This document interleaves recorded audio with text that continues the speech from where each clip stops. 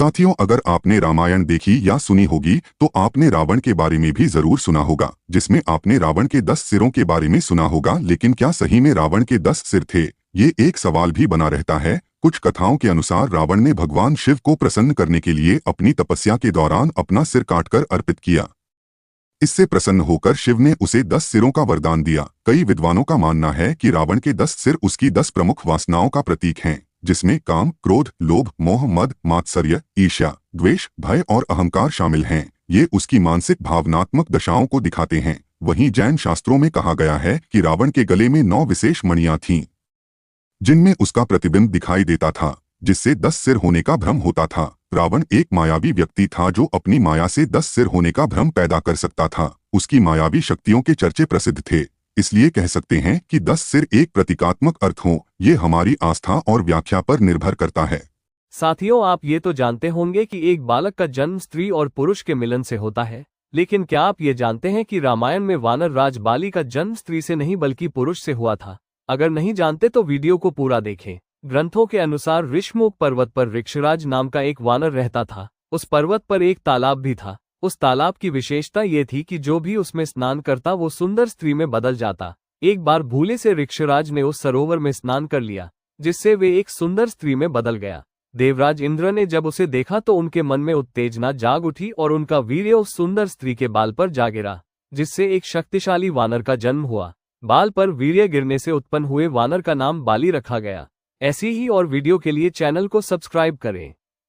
साथियों, क्या आप जानते हैं कि भीम को 10,000 हाथियों का बल कैसे मिला था? अगर नहीं जानते तो हम आपको बताते हैं। कथा के अनुसार दुर्योधन बचपन से ही पांडवों विशेषकर भीम के प्रति हीन भावना रखता था। एक बार बचपन में जब सभी पांडव गंगा तट पर खेल रहे थे, तब दुर्योधन ने भीम के भोजन में जहर मिला दिया, जिसे खाने के बाद भीम बेहोश हो गए। तब दुर्योधन ने मौका पाकर भीम को गंगा जी में फेंक दिया। गंगा में डूबने के बाद भीम नागलोक जा पहुंचे, जहां उन्हें सांपों ने डसना शुरू कर दिया, जिसके प्रभाव से उनके शरीर से जहर का असर कम हो गया। लेकिन भीम के होश में आने के बाद उन्होंने सांपों को मारना शुरू कर दिया। इस बीच नागों के राजा वासुकी वहां पहुंचे। उनके साथ आर्यक नाग भी मौजूद थे, जो भीम के नाना थे। आर्यक नाग की बात सुनकर नागराज वासुकी ने भीम को एक ऐसा विशेष रस प्रदान किया जिसमें 10,000 हाथियों का बल था। इस रस को पीने के बाद भीम में 10,000 हाथियों की ताकत आ गई। आपको हमारी जानकारी अच्छी लगी तो चैनल को सब्सक्राइब करें। आप भगवान राम के पुत्रों लव और कुश को तो जानते होंगे, लेकिन क्या आप जानते हैं कि लव और कुश दोनों का नाम आज के पाकिस्तान से जुड़ा है? लव और कुश ने पाकिस्तान के 2 शहरों को बसाया था। नहीं जानते तो हम आपको बताते हैं। कहा जाता है कि लव ने पाकिस्तान में वलपुर बसाया था, जिसे आज लाहौर के नाम से जाना जाता है। तो वहीं कुश ने कसूर यानी कुशावती नगरी बसाई थी। कुछ पुरानी लोक कथाएं और पौराणिक मान्यताएं इस बात को कहती हैं, लेकिन इतिहासकार इसे सिर्फ कथाएं ही बताते हैं। हालांकि इसका अभी तक कोई पुरातात्विक सबूत नहीं मिला है जो इसे साबित कर सके। इस पर अभी भी बहस जारी है। आपको हमारी वीडियो कैसी लगी हमें कमेंट में बताएं। हमारी और वीडियो पाने के लिए चैनल को सब्सक्राइब कर बेल आइकन दबाएं। साथियों, आप सभी यमराज के बारे में तो जानते होंगे, लेकिन क्या आप ये जानते हैं कि यमराज इतने डरावने क्यों दिखते हैं? अगर नहीं जानते तो हम आपको बताते हैं। हिंदू ग्रंथों में यमराज का स्वरूप हमेशा भयावह दिखाया गया है। कहते हैं कि यमराज के पास एक विशाल गदा होती है और वे भैंसे पर सवार रहते हैं। उनके साथ यमदूत भी होते हैं। यमराज का यह भयानक रूप वास्तव में प्रतीकात्मक है। शास्त्रों के अनुसार मृत्यु का स्वभाव ही डरावना माना गया है। यमराज का डरावना स्वरूप हमें यह याद दिलाता है कि मृत्यु से कोई बच नहीं सकता। पुराणों में उल्लेख है कि यमराज स्वयं एक न्यायप्रिय और धर्मपरायण देवता हैं।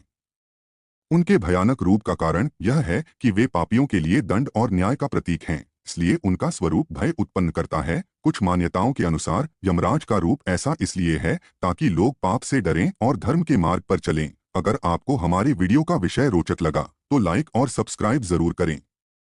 ऐसी ही पौराणिक कहानियों और रोचक तथ्यों के लिए जुड़े रहें हमारे साथ। साथियों, आपने होली के बारे में काफी कुछ सुना होगा। होली के लिए एक बात कही जाती है कि होली रंगों का त्योहार है, लेकिन क्या आप जानते हैं कि रंगों के अलावा भी होली खेली जाती है, वो भी शमशान की राख से? अगर नहीं जानते तो हम आपको बताते हैं। रंग की होली से पहले काशी में शमशान की राख से होली खेली जाती है।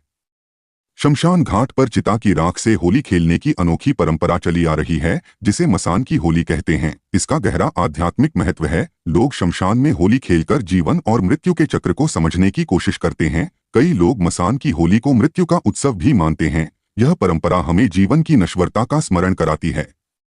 पौराणिक कहानियों के अनुसार सबसे पहले भगवान शिव ने मसान की राख से होली खेली थी। पौराणिक मान्यताओं के अनुसार जब भगवान शिव माता पार्वती का गौना कराकर काशी आए तो उनके गण होली में शामिल नहीं हो पाए। उनकी भावनाओं का सम्मान करते हुए भगवान शिव ने मणिकर्णिका घाट पर उनके साथ चिता की भस्म से होली खेली। तभी से यह परंपरा चली आ रही है। साथियों, क्या आप जानते हैं कि भगवान श्री कृष्ण ने एक किन्नर से विवाह किया था? अगर नहीं जानते तो हम आपको बताते हैं। दरअसल महाभारत के युद्ध में पांडवों की विजय सुनिश्चित करने के लिए देवी काली को एक वीर योद्धा की बलि चढ़ाने की आवश्यकता थी। अर्जुन और नाग कन्या उलूपी के पुत्र इरावन, जो कि एक किन्नर थे, उन्होंने स्वेच्छा से अपना बलिदान देने की पेशकश की, लेकिन एक शर्त रखी कि वह अविवाहित नहीं मरना चाहते। इरावन की इस शर्त ने पांडवों को चिंता में डाल दिया, क्योंकि कोई भी राजकुमारी एक दिन के लिए विवाह करने को तैयार नहीं थी। इस संकट का समाधान भगवान कृष्ण ने निकाला। उन्होंने मोहिनी रूप धारण करके इरावन से विवाह किया, जिससे इरावन की अंतिम इच्छा पूरी हुई। अगले दिन इरावन ने देवी काली को अपना बलिदान दिया और कृष्ण ने विधवा रूप में उसका शोक मनाया। इस घटना के पश्चात से ही किन्नर समुदाय इरावन को अपना आराध्य मानता है। तमिलनाडु के कूवगम में स्थित इरावन मंदिर में हर वर्ष किन्नर समुदाय के लोग इरावन से प्रतीकात्मक विवाह करते हैं और अगले दिन विधवा व्रत धारण करते हैं। साथियों, आप ये तो जानते हैं कि रामायण में रावण एक शक्तिशाली और अजेय योद्धा माना जाता था। उसकी शक्ति के आगे देवता और दानव सभी डरते थे। लेकिन क्या आप जानते हैं कि एक ऐसा शख्स भी था जिससे रावण भी डरता था? आपके जहन में भगवान राम का नाम आ रहा होगा, लेकिन आप गलत सोच रहे हैं। रावण किसी और से नहीं बल्कि अपने परिवार की एक सदस्य से भयभीत था। वो कोई और नहीं बल्कि विभीषण की बेटी त्रिजटा थी। आप इस वीडियो में इस बारे में जानेंगे। त्रिजटा अपने सात्विक स्वभाव और दिव्य शक्तियों के लिए जानी जाती थीं। जब रावण ने माता सीता को अशोक वाटिका में रखा तो त्रिजटा को ही उनकी देखरेख की जिम्मेदारी दी गई। वहां उन्होंने माता सीता को सांत्वना दी और उनकी रक्षा की। बता दें कि त्रिजटा को भविष्य देखने की शक्ति प्राप्त थी। उसने एक स्वप्न में लंका के विनाश और रावण के पतन को देखा। रावण को त्रिजटा की इन शक्तियों और भविष्यवाणियों का ज्ञान था, जिससे वो उनसे भयभीत रहता था, क्योंकि रावण जानता था कि त्रिजटा की बातें सही साबित होती हैं। क्या आप जानते हैं कि भगवान कृष्ण के बड़े भाई और शेषनाग के अवतार बलराम जी की मृत्यु कैसे हुई थी? बलराम जी की इतने बलशाली थे कि तीनों लोकों में कोई उन्हें नहीं हरा सकता था। लेकिन एक समय ऐसा भी आया जब उन्होंने परेशान होकर अपना देह त्याग दिया। दरअसल महाभारत के युद्ध के बाद यादव वंश में आपसी कलह और संघर्ष बढ़ने लगे। कहा जाता है कि यादव वंश में ऐसी कलह हुई कि यादव वंश के अनेक वीर आपस में ही लड़कर मारे गए। इस विनाशकारी घटना के बाद बलराम जी अत्यंत व्यथित हो गए और उन्होंने संसार त्यागने का निर्णय लिया। वे समुद्र तट पर एक वृक्ष के नीचे ध्यानमग्न होकर बैठ गए। ध्यान की गहन अवस्था में उन्होंने अपने नश्वर शरीर का त्याग किया और उनके मुख से एक विशाल श्वेत नाग प्रकट हुआ, जो समुद्र में विलीन हो गया। यह माना जाता है कि बलराम जी शेषनाग के अवतार थे और इस प्रकार वे अपने मूल स्वरूप में लौट गए। इस घटना के साक्षी भगवान श्री कृष्ण भी अपने भाई के वियोग से अत्यंत दुखी हुए, जिसके बाद श्री कृष्ण ने भी अपनी लीला समाप्त करने का निर्णय लिया। रामायण में रावण ने भगवान राम को हराने के लिए एड़ी चोटी तक का जोर लगा दिया था। इसी कड़ी में रावण के भाई सहस्त्रानन ने भगवान राम को युद्ध में चुनौती दी थी। सहस्त्रानन के पास 1000 सिर थे, जो उसे अत्यंत बलशाली बनाते थे। इस युद्ध में सहस्त्रानन ने भगवान राम को मूर्छित कर दिया था। ये देखकर माता सीता ने काली का विकराल रूप धारण किया और सहस्त्रानन के सभी सिरों को काटकर उसका वध किया। इस कथा का उद्देश्य यह दर्शाना है कि माता सीता केवल एक साधारण नारी नहीं थीं, बल्कि स्वयं आदिशक्ति का स्वरूप थीं, जो जरूरत पड़ने पर काली का रूप धारण कर सकती थीं। ये कथा मुख्य रामायण के संस्करणों में नहीं मिलती, बल्कि अद्भुत रामायण जैसे ग्रंथों में इसका उल्लेख है। आपको हमारी वीडियो अच्छी लगी तो लाइक, शेयर और सब्सक्राइब कर बेल आइकन दबाएं। साथियों, आप भगवान राम और भगवान हनुमान के प्रेम और रिश्ते के बारे में तो जरूर जानते होंगे, लेकिन क्या आप जानते हैं कि एक बार राम और हनुमान के बीच भी युद्ध हुआ था? अगर नहीं जानते तो हम आपको बताते हैं। एक बार ऋषि विश्वामित्र ने भगवान राम से एक राजा का वध करने का आग्रह किया, जिन्होंने उनका अपमान किया था। भगवान राम ने गुरु की आज्ञा का पालन करने का संकल्प लिया। उसी समय वो राजा हनुमान जी की माता अंजनी की शरण में गया, जिस पर माता अंजनी ने उसे सुरक्षा का वचन दिया। हनुमान जी ने भी राम के चरणों की सौगंध खाकर उस राजा की रक्षा का प्रण लिया। जब भगवान राम उस राजा का वध करने पहुंचे तो हनुमान जी ने वचन की वजह से उसे बचाना शुरू किया।